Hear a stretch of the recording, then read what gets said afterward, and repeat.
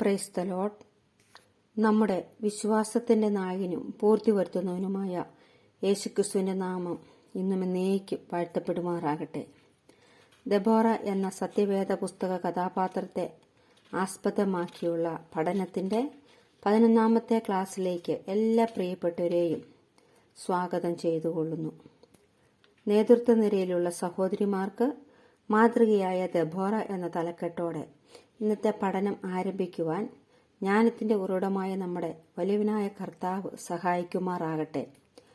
നേതൃത്വത്തിൽ ആയിരിക്കുന്ന സഹോദരിമാർക്കു മാത്രമല്ല, കർത്താവ് മുന്നമേ കണ്ടിരിക്കുന്ന വരും നാളുകളിൽ അത്തരം ചുമതലകളിൽ ഏതു മേഖലയിലും ആക്കി വയ്ക്കുവാൻ പോകുന്ന സഹോദരിമാർക്ക് ഉത്തമ ഉദാഹരണമാണ് ദെബോറ എന്ന കഥാപാത്രത്തിന്റെ ജീവിതം. ഫലപ്രദമായ നേതൃത്വത്തിന് ആവശ്യമായ പ്രധാന ഗുണങ്ങൾ ചുവടെ നൽകിയിരിക്കുന്നു. ദെബോറയുടെ വിശ്വസ്തതയും ധൈര്യവും ജ്ഞാനവും സ്ത്രീജനങ്ങൾക്ക് സമഗ്രതയോടും സ്വാധീനത്തോടും കൂടെ ദൈവനാമ മഹത്വത്തിനായി ദൈവം ആക്കുന്നിടത്ത് അധികാരസ്ഥാനങ്ങൾ വഹിക്കുവാൻ കഴിയുമെന്ന് തെളിയിക്കുന്നു. സഹകരണം, ശാക്തീകരണം, തന്ത്രപരമായ ചിന്ത എന്നിവയാൽ സവിശേഷമായ ദെബോറയുടെ നേതൃത്വ ശൈലി സഹോദരിമാർക്ക് കരുത്തോടെയും വിനയത്തോടുകൂടെയും ധീരതയോടെ മുന്നോട്ട് നയിക്കുവാൻ സാധിക്കുമെന്ന് തെളിയിക്കുന്നു. ഹല്ലേലൂയ. സാമൂഹിക മാനദണ്ഡങ്ങളെ വെല്ലുവിളിക്കുവാനുള്ള ദെബോറയുടെ സന്നദ്ധത, ന്യായപാലക, സൈനിക ചുമതല തുടങ്ങിയ പരോക്ഷവും പ്രത്യക്ഷവുമായ ചുമതലകളിൽ കാണുന്നത് സഹോദരിമാരുടെ തടസ്സങ്ങളെ ഭേദിക്കുവാനും അവരുടെ വിളി പിന്തുടരുവാനും പ്രചോദിപ്പിക്കുന്നു.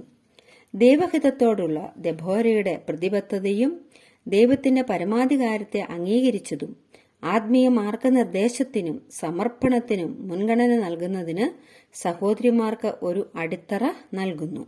തൽഫലമായി ദെബോറയുടെ പൈതൃകം സഹോദരിമാർക്ക് അവരുടെ താലന്തുകൾ, കൃപാവരങ്ങൾ അധികം ശ്രദ്ധയോടെ ദൈവനാമ മഹത്വത്തിനായി വികസിപ്പിക്കുവാനും ആത്മവിശ്വാസത്തോടെ ചുവടുവയ്ക്കുവാനും പ്രോത്സാഹിപ്പിക്കുന്നു. വിശ്വസ്തത, ജ്ഞാനം, ധൈര്യം, വിനയം എന്നിവ നമ്മെ ഏൽപ്പിച്ചിരിക്കുന്ന ഉത്തരവാദിത്തങ്ങളിൽ നാം പ്രകടം ആക്കേണ്ടതുണ്ട്.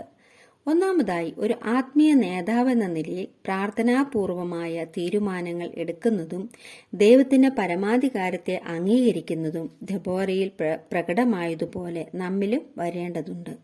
രണ്ടാമതായി, നാം എടുക്കുന്ന തീരുമാനങ്ങൾ നമ്മുടേതല്ല, മറിച്ച് ദൈവഹിതപ്രകാരം ആയിരിക്കണം.